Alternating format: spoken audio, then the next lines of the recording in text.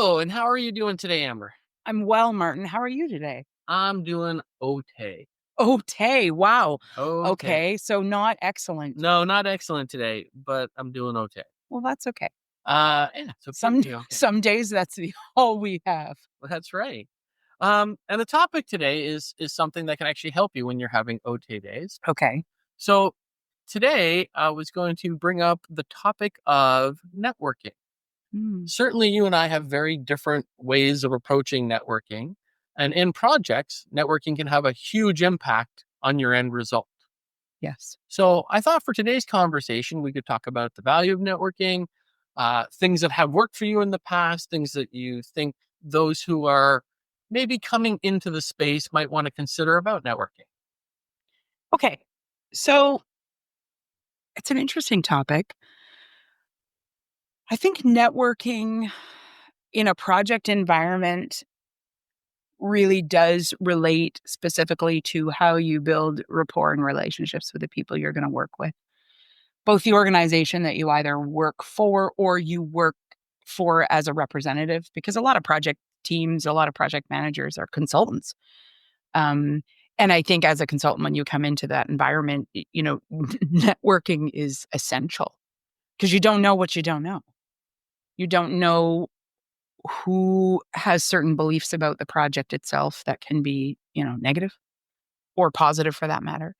And I think as you're building your interest holder kind of list and register, and you're thinking about who are the key people that I'm going to be essentially doing the work with, really you have to network.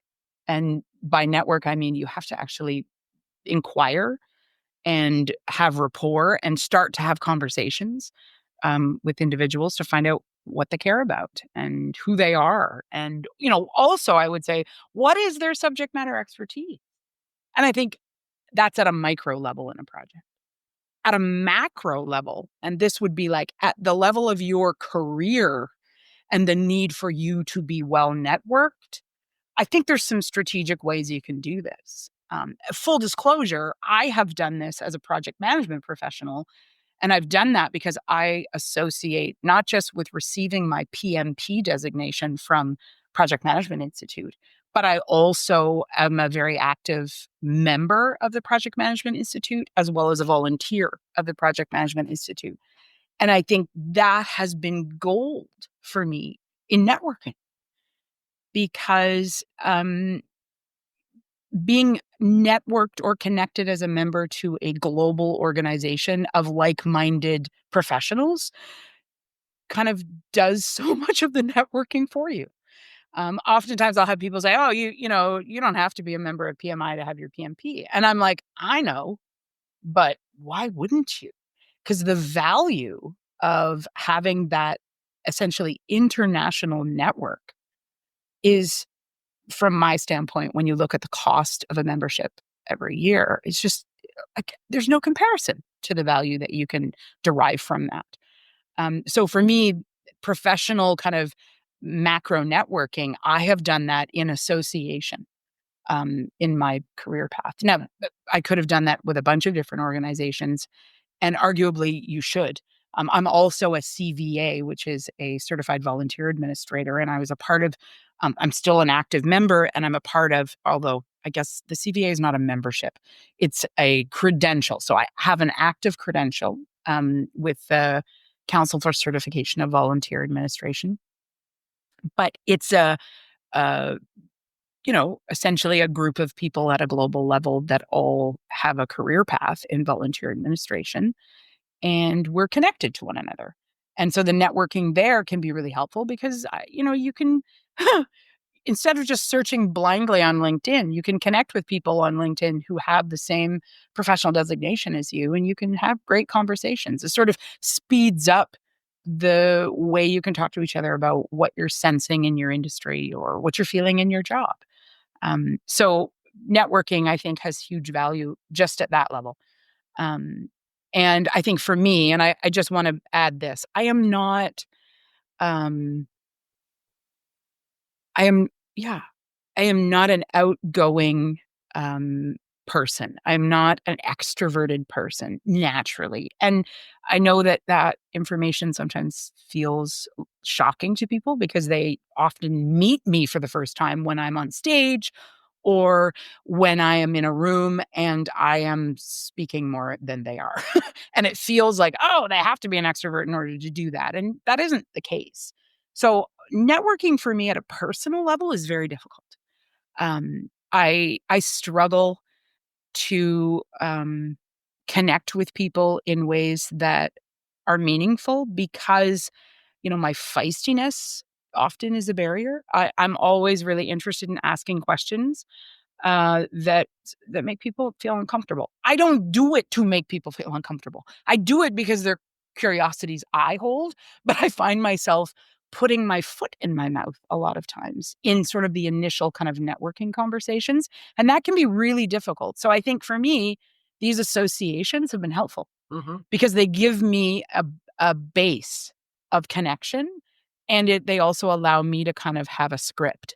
And the script is when I am at a PMI function, either a local chapter function or a global function, I can talk about project management to anybody. And everyone there has some knowledge and or we have a way in to engage. And for me as a professional who is an introvert, who generally is that person, that's really helpful for me. It also helps me fast track the whole go deeper because I'm a deep person. Like I often say to my friends, I have a couple of friends. I don't have a ton of friends. I know thousands and thousands and thousands of people. And I care deeply for all of them. But deep friendships, it's not something that I have a lot of. And the ones that I do have, I always say, I'm such a bad friend. And they laugh at me because they're like, you're not bad. I just have a way about me with friendships. And I think for me, networking has often felt like I'm trying to make friends, and that's not something I prioritize. So I've had to rethink. No, networking is about building association, having connections, and you know, finding your similar kind of group of people that have thoughts and ideas about things you care about. Well, I'm glad you brought it up because part of the reason I brought the question to you was because I'm sure many of our listeners are going to know Amber on stage. Amber, the persona. There, you have a persona. I have a persona. When we're presenting, Mhm. that's a version of us. Yeah. But that's just like any actor, any presenter. That's not us. That's not us at the coffee table. Well, see, and I disagree with you now. Okay. I love it when you say things that provoke me to disagree with you. But I would say that was true of me, all of the public speaking I did in my younger years. And I would say up until about probably even 6, 7 years ago, I would say, yeah, there was a persona there. What I can tell you assuredly now is that persona is the same. And I've worked really hard to earn the right to be my authentic self. And I feel like I had to earn it. The Hmm. irony is nobody made me do it. I've had to earn it with myself. So I have earned the right to be myself with myself. Hmm. And that is this self awareness journey. I've grown more and more comfortable with my authentic self. And that's also, so now when I'm on stage, yeah, I've got a presentation and yeah, I've put thought into it. And yeah, I have a point of view that I want to get by and across. But in reality, you're going to get it exactly how I feel in the moment. I was teaching a class recently and I said to the students, and I've been with them for quite a few weeks, and it's a 13-week university course. So we're about halfway through. And I said to the students, I said, well, like, have you noticed all the notes that I use when I'm teaching? And the room was just like, you could have heard a pin drop. And then I could see all the like 50 plus faces go, I've never seen you with notes. And literally one student just said, I've never seen you use notes. And I'm like, yeah, that's because I don't. That's not because I don't prepare and study. It's because I now at this stage want to be present and I want to be myself. And I also want to be able to stand in those moments and feel what's going on in the room and be able to be myself. And so my students know a heck of a lot more about probably my personal life and my point of view and my emotional state than other professors. And that's okay, but it's the only way I know how to do it now, because I've done all this self-awareness work. Mm-hmm. So I would say my persona now is I try very much to be myself no matter what. That's beautiful. That's actually exactly where I was hoping you would go with this, which was Of course it was, Martin, because you're trying to manipulate. No, I'm kidding. Oh no, there's no I'm manipulation joking. here. What No, I you just mean, know me so well. what I mean is, and this is where I'm coming back to, you had to work to get there. Oh gosh, yes. Because Still, and after I bring that up because and you said it too, when you're networking like you're making friends, it rubs. When you're networking because there's a purpose and there's a space. Oh. Oh, it's exciting. I love that you said purpose. Purpose is a good word. Yeah. Thank you, because that really helps me reframe even in this conversation. And I think for me, when I hear networking, I I don't often think about purpose, but you're right. That's exactly what we should do. That's the filter. If you're thinking about putting on a pair of glasses with a hue or a tint, the tint or hue of those glasses in networking should be purpose. We should put on those glasses and be like, my purpose to network in this room is X. And that changes the game. In which case, then all of the insecurities and the introvert extrovert business, it all just can kind of fall away. And you can just, focus on the purpose. How do you view networking? Oh, well, I again, mean, aside from purpose driven. you and I know it's beautiful because um when we're being social, so let's talk about being social versus networking. Okay. In social world, Hmm. I'm very easygoing. Like I can talk to anyone. I do that all the time. Probably because I don't have purpose. I don't Okay. necessarily have we have to have something from this interaction. Right. So it's just, hey, I care about you as a human. Let's talk. Got it. So it's very simple and it's very easy.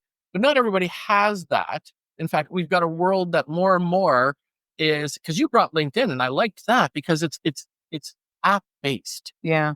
It's the communication that is app based. It's a connection. Like when you're face to face with somebody and you don't know necessarily how to network with them, Hmm. it can, and certainly in our time that we've known each other, I've watched you grow into this space of just being authentically you. Yeah. But that was not easy. If I just said, hey, was that easy for you? No. No. No. And I honestly, I didn't choose it. Yeah. I, I'm to be really honest with you. And I may get emotional here because quite honestly, folks, it's an incredibly emotional journey. I I was forced by traumatic circumstances to do this work. And I do talk about it. I have mentioned it. I don't necessarily lead with it in in my keynote presentations because it's a lot, but I was abused um, in a professional setting by a boss. And it was a closed door meeting. And I'm telling you right now, the idea that I would ever have been treated that way by anyone was completely, I didn't see it coming. And I was not prepared at the time to see myself as a victim because I just never thought of myself as someone who could be victimized that way. Now that's naivete. And also what I have learned, and this happened, over a decade ago. But what I have learned from that is I can and anyone can be a victim. And part of my journey of self-awareness was also recognizing that I had such a tough, thick exoskeleton that I had built that I felt like it was impenetrable. That there was no way that anyone could ever. And then it happened. And it took me it took me professional help to recognize that that exoskeleton was actually a vulnerability, that I had created this harsh exterior and this sort of inauthentic version of Amber, um, and that I had created it to make myself safe, and yet it actually had created a massive amount of blind spots. and actually made me vulnerable. And I think in rolling that back, I realized too, like I was a part of what I would have seen as an incredible network at the time, a network of professional support, and yet when this happened, that network did nothing for me. It actually stood as an example of how in business we can cover up and hide the truth so quickly. Because of course what happened behind those closed doors became such a liability for the organization. And that's not, I'm not making an assessment on the emotional liability, both for myself and for the other party, of course, terrible, awful, but the liability to the organization, as I look back a decade later, I realize, oh, like that's why we hide stuff like that, because we forget the human element. And I like I said, I was naive. I didn't think I was manipulatable, but I was. So fast forward to today, the authentic version of myself, the coining the term the feisty PM, that all has come since that event. And I wouldn't be here today had that not happened. Did I do anything to deserve that? No, absolutely not. Did my exoskeleton that I worked so hard to curate create vulnerability that then made it happen? No.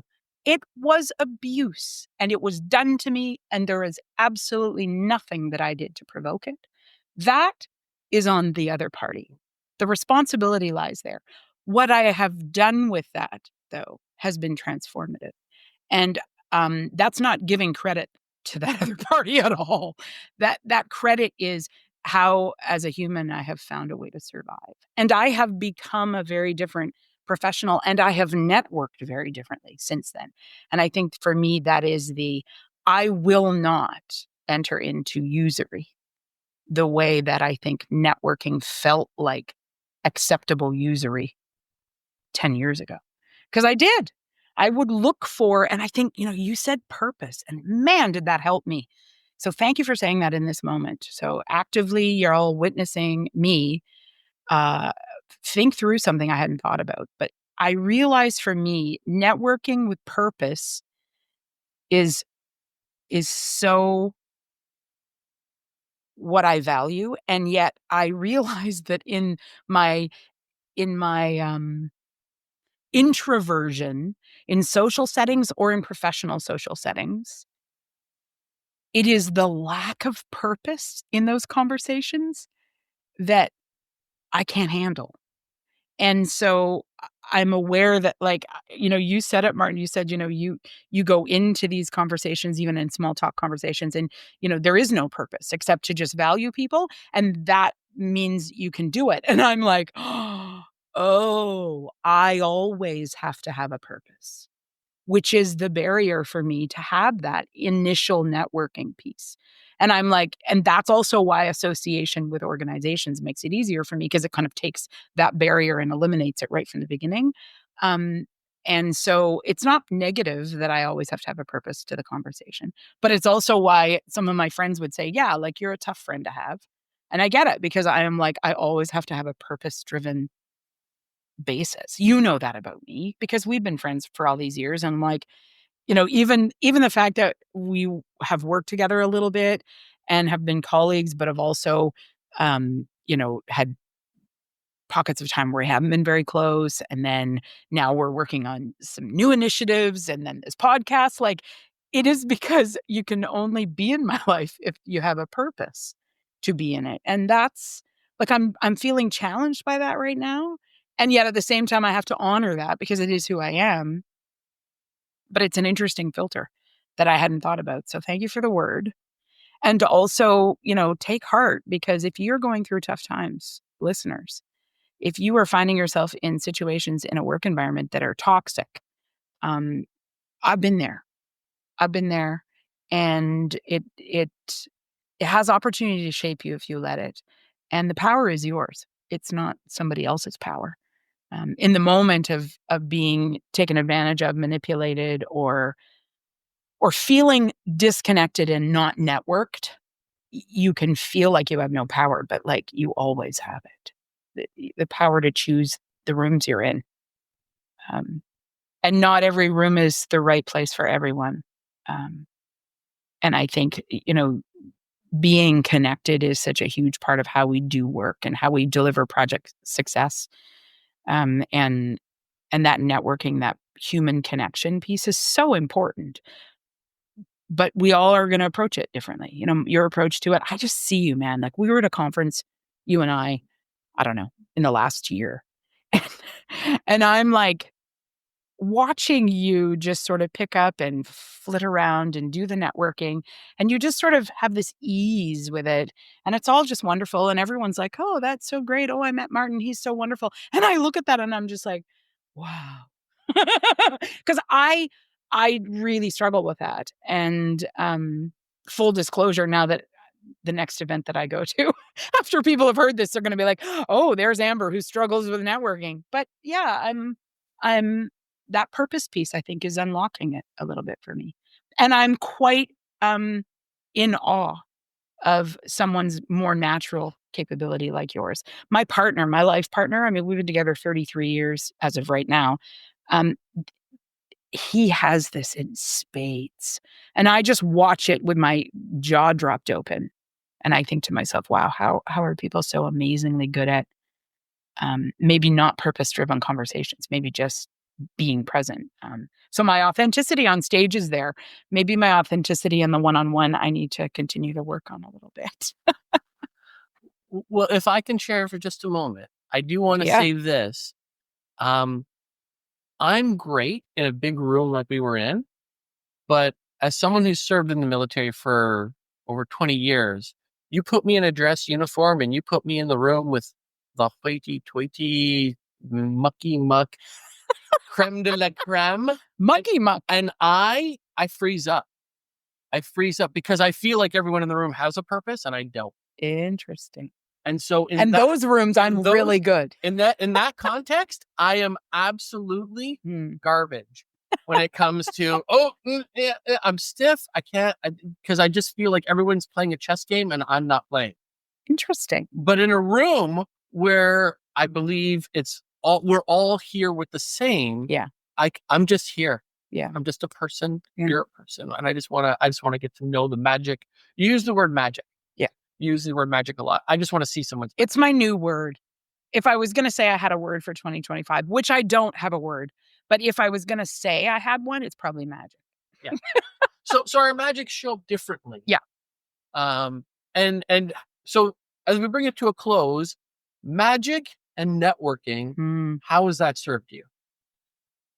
Yeah, like I said, I think for me, networking, because of a lot of trauma that I have had, professional trauma, personal as well, but because of some trauma experiences, I struggle with networking. So for me, being connected to associations and to previously gathered groups of people that have commonality with me, that helps fast track my networking.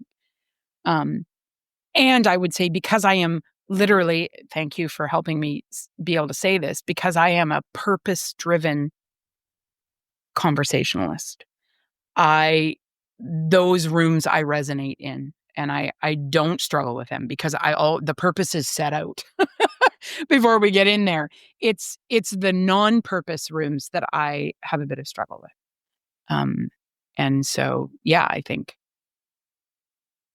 regardless of how we all interact with one another, interacting with one another is an essential part of who we are as a species and who we are as professionals. And the more connected we can become, the more relationship focused we can become, the better all the work is. And also, I would say, just to add this, it is in valuing each other's uniqueness and individuality that really does bring the beauty, because the networking should always be done in, I do think, in light of that purpose of valuing each other. So I would say if I'm thinking about how I'm better now in a social setting than I was even 10 years ago, it is because authentically the purpose is I'm trying to emulate, like you, for instance, who says people just intrinsically have value and I'm interested. And that's essentially your purpose, non-purpose. So I'm like, okay, that I can do. I can purpose that everyone has value and there's something to learn from everyone. And so I can pick up a cocktail and stand at, a networking reception and have a chat with someone just because I don't know them and there's going to be something cool that they know or that they have done that I'm interested in. Yeah. I just want to say thank you for all that. That was an amazing conversation on networking. If you're listening and you happen to see me at a conversation, at a convention, or if we're at the same place, please feel free to come up. Please feel free to mention this conversation if you'd like. Yeah. I'm always happy to meet and greet with new people. And so am I, quite honestly. But of course, now you'll know that I'm going to want a purpose pretty quickly. Let's meet on purpose. How about that? Yeah. Right. Networking on purpose. I love it. So, hey, I think that's the name maybe of our little conversation. Networking on purpose. Networking on purpose. And now our networking conversation has a purpose. There you go. We've come full circle. Can't get any better than that. Thank you so much. And until next time, good night. Bye.